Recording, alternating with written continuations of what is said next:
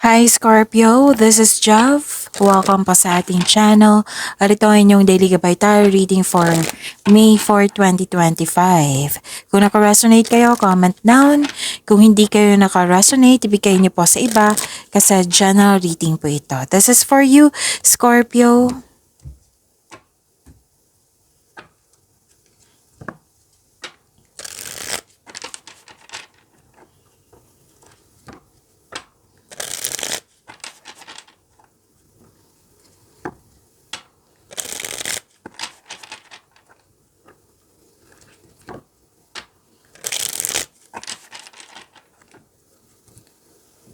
Para po ito sa inyo, Scorpio.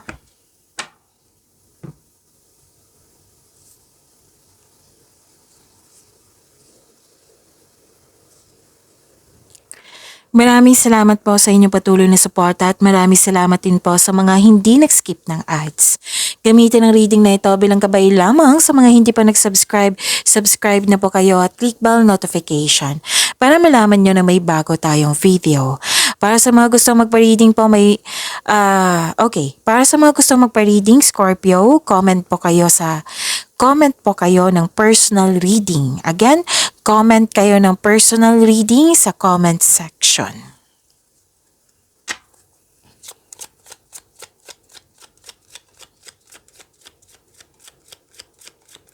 Spirits Guide, mga ganap po para kay Scorpio ngayong May 4, 2025. I need 3 cards po.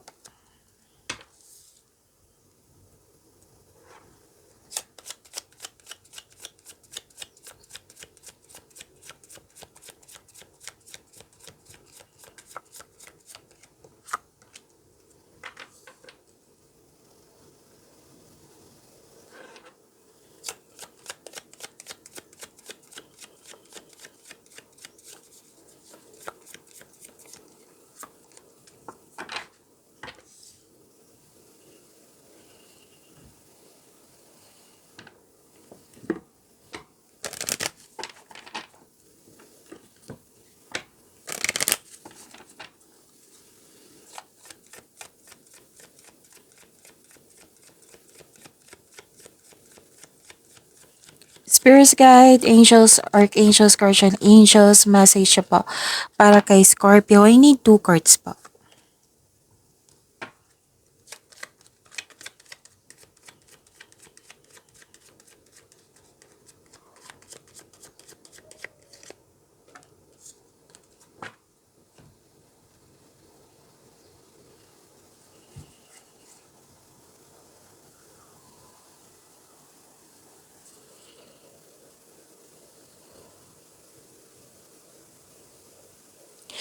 Okay, Scorpio, wow, may parating na pera oh. Malaking pera po ito or cheque ito. Parating na or dumating na. Or ito ay isang important news or information na matatanggap niyo po. Tapos may nakita ko ditong malalaman mo ang totoong intensyon ng isang tao sa iyo.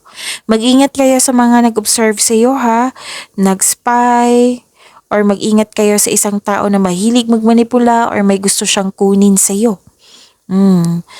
Usually, yung comment section natin, ano yung gusto niyang kunin sa akin, Miss Jav? So, pwedeng isang bagay, isang tao, or pwedeng opportunity. Kaya mag-ingat. Itanong niyo po sa inyong intuition kung sino ito or ano po yung dapat gusto niyong malaman. Okay? Tapos, may power, authority, and protection. Wow. And may nag-uusap regarding sa career and finances at sa malaking negosyo. At may kausap ka dito na isang mother figure.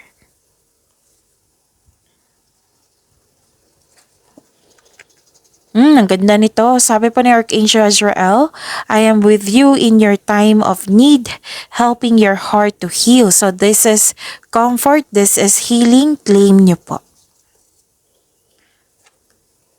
At nakatanggap kayo ng ideas. This is blessing. Brilliant idea. Sabi po ni Archangel Uriel, yes, your idea is divinely guided. Please take action to bring your idea to fruition.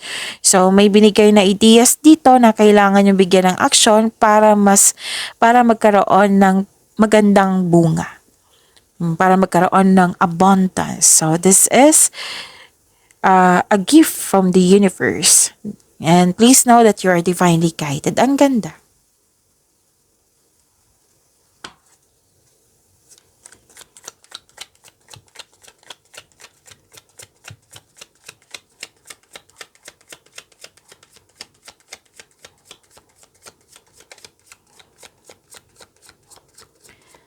Spirits guide, ano pa yung energy ni Scorpio?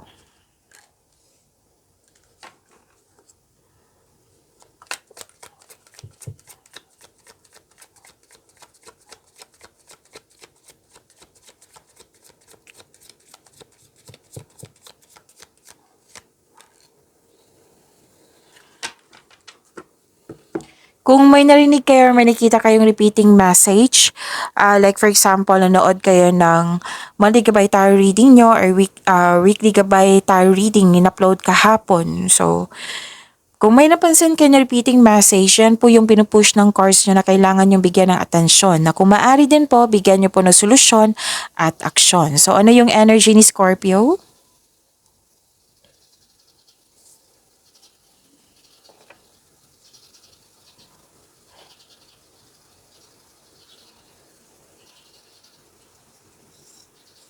Okay.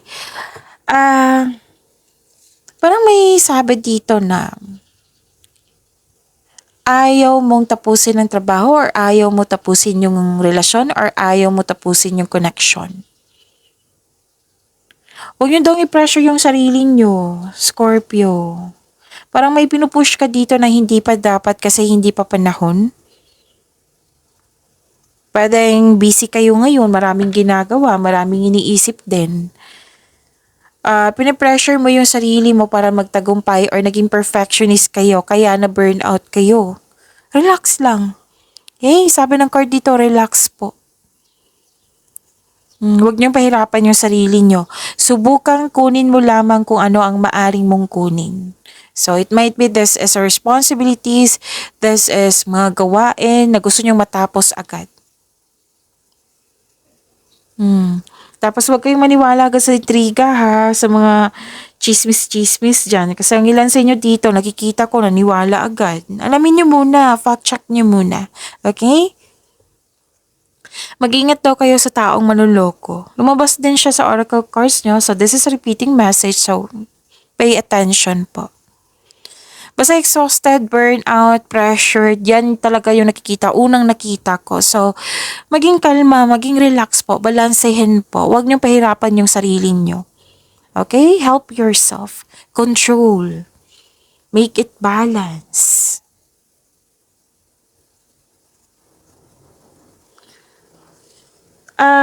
Okay, may nagbago dito. May transformation ako nakikita dito. Pwedeng nagkaroon ng ending with new beginning. Pero now, hindi mo siya lubusang tanggap yung mga pagbabago. Pwedeng isip-isip mo yung nangyari sa nakaraan. So, this is clinging to the past. Refusing to change. Nagkaroon ng stagnation dahil nga sa pagbabago. Parang napipilitan ka sa pagbabago. Yung gusto mo, same pa rin. May mga ganyan akong nakikita dito. Same pa rin. Nilalaban ng pagbabago. Ayaw mo sa changes, ayaw mo mag-move on kasi nga gusto mo yung nakaraan. At gusto mong bumalik sa nakaraan. At pwede din pagbabago ito sa ugali. Pwede din pagbabago ito sa sitwasyon mo ngayon. Pwede din pagbabago sa isang bagay. Like for example, example lang po ito ha, quality ng isang sapatos. Mas gusto mo yung noon na quality kasi sobrang tibay kaysa ngayon. Like for example, isang tao na biglang nagbago na hindi mo nagustuhan yung pagbabago niya. Mas gusto mo yung ugali niya noon. Basta may dito na changes na hindi mo siya lubusang tanggap. And it might be uncomfortable itong pagbabago na ito, pero this card tells you na let go na and trust the universe and yourself also. Kumbaga, swift change brings you new beginnings. Huwag niyo hayaan na ma-stress kayo ha. Dalawang card kasi nagsabi dito, anxiety, stress. So, na-burnout kayo, pressured, exhausted. Yan yung nakikita ko, Scorpio. Help yourself. Okay? Protect yourself. Dahan-dahan lang po. Relax lang po. It might be sa mga ginagawa nyo dyan, gusto nyo matapos agad. Pero may oras, di ba? May panahon po na hindi na natin matapos kasi it might be this is a process or kailangan mong maghintay.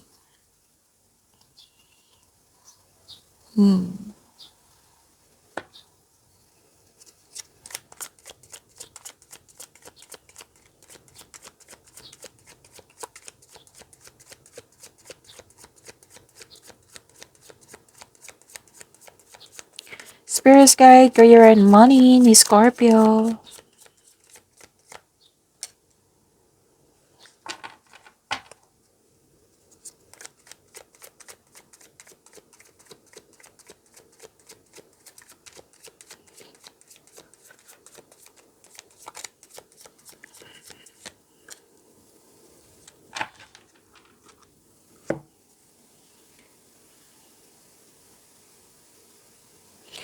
Okay, sa career and money niyo po. Wow, this is expansion and growth. So, I consider na marami kayong ginagawa ngayon. It might be maraming lakad, maraming ginagawa, maraming iniisip. Basta puro movement nakikita ko dito. And ang ganda kasi expansion and growth ito para sa pag-level up nyo ito. Expansion ha, ang ganda niyan. Pwede din collaboration po ito. Makikita mo na ang mga bunga ng iyong pagsisikap. Ngunit maging mapagmasid. Kung may plano ka na, this is a time na gawin mo na ngayon. May gumagawa ka ng action dito para sa matagal mo ng plano for your growth. So, may may paglakbay ako nakikita dito. So, it might be marami kayong lakad ngayon. Okay? So, gumagawa kayo ng action kasi dito. Okay? So, may posibilidad din na maglakbay kayo sa malayong lugar na may schedule na or literal na may paglakbay kayo ngayon. May nakita rin ako dito na like for example, na pumunta kayo ng mall, pumunta kayo ng school, pumunta kayo ng grocery, basta maraming pinuntahan. Oo. At may nakita rin ako dito, ituloy mo na yung matagal mo ng plano para mag-abroad. Kung nasa abroad kayo, basta may pupuntahan kayo. Pupuntahan kayo sa malayong lugar. Okay? And basta yung pupuntahan nyo para magkaroon. Yan, para magkaroon. Improvement ba to? About growth and expansion. So yun na, may collaboration po dito. It might be this is also help, tulong. It might be this is partnership. It might be nakipag-teamwork sa'yo. Pwede din na hired kayo as dagdag trabahante o empleyado, or kung kayo ay negosyante, nagpasya kayong magdagdag empleyado kasi due to increased profits. So, may ganap din na business travel dito.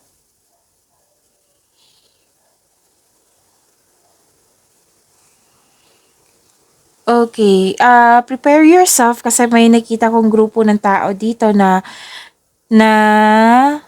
hindi nagkasundo. Pero magiging okay naman to.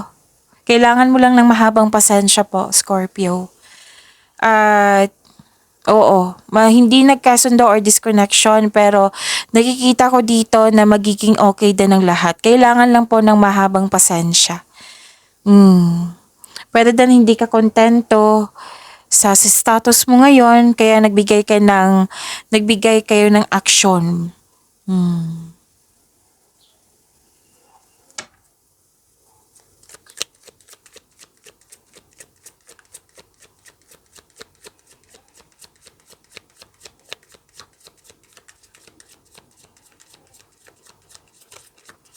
Love, life, self-love, partnership, and romance.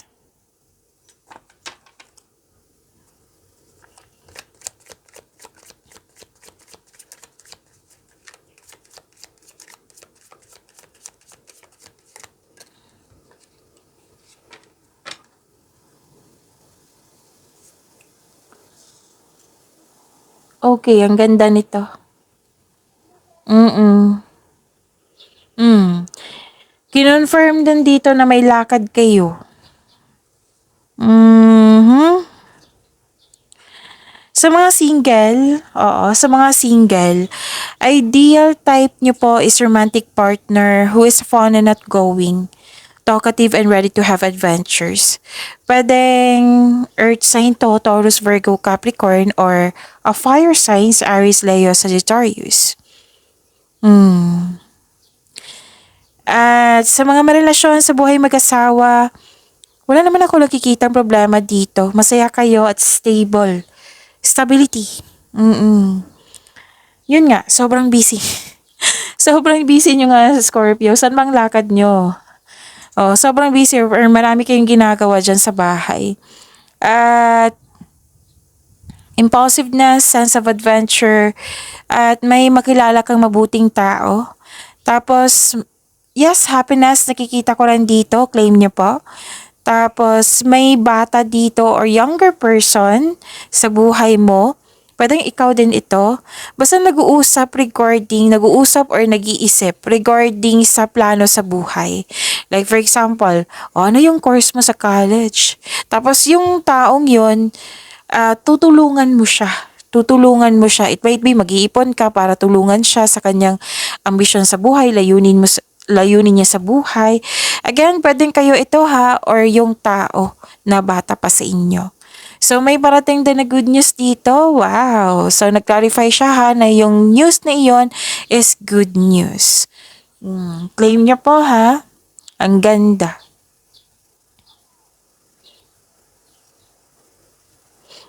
Parang, okay. So, marami kayong ginagawa dito. It might be na promise kayo. Or it might be this is kailangan talaga parang sa date na ito kasi may deadline. O, pwede. Pwedeng, kasi may nakita ko dito kaya nga marami kayong ginagawa dyan. Marami kayong iniisip at the same time. Kasi nga, pwedeng commitment ito. Oo.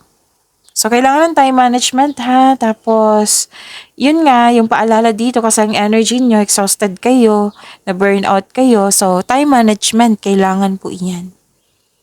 Basta sikapin nyo na mag-relax lang, relax, maging kalma. Kung may hindi natapos, may bukas pa naman. Hmm.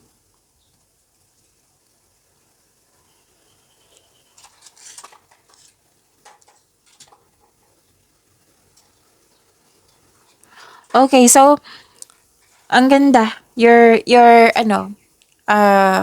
Most of you nagkaroon ng panahon sa group of people and I believe this is your family. Mm. So, this is wealth, family, and inheritance. This is completion of cycle. Nagkaroon ng time for this group of people or family mo. And, actually, masaganang ani to eh. So, claim nyo po ha, masaganang ani, pwedeng pensyon, pwedeng mana, retirement, o masaganang ani ng buhay. Makakatanggap kayo niyan. And, yun, nag-spend time ka talaga sa family. Di ba may kausap kayo kanina? So, I think that is your family member. Tapos, nag-clarify siya na tutulungan mo talaga. Dalawang card na po nagsabi dito, tutulungan mo yung taong yon para maging maayos yung buhay niya. It might be may kulang sa kanya. It might be, like for example, asira na yung underwear niya. So, lakad ako ngayon, bibili ako para sa kanya. Oh. Kasi ganito magmahal si Scorpio. Na kung anong meron ka, meron din yung mahal mo sa buhay. Actually, mas unahin mo unahin mo yung pamilya mo kaysa sa iyo. Mas happy kayo. Mas happy kayo pag nagbigay kayo. Mas natutuwa kayo pag yung nakikita ko kasi dito, bumibili kayo ng isang bagay tapos not for you but for this person. Ganyan kayo kabait. And okay, so sa mga single dito, papasok kayo, interesado ka lang magkaroon ng relasyon kung ito ay seryoso sa buhay. Tama nga naman. Oo. So, naging wiser kayo, Scorpio. And this card is a sign na ipakilala mo na yung partner mo sa group of people. It might be this is your group of friends or reunion. So, yung mga relatives mo. Pagyamanin niyo po yung blessings sa binigay sa inyo, Scorpio. See you tomorrow. Maraming salamat po.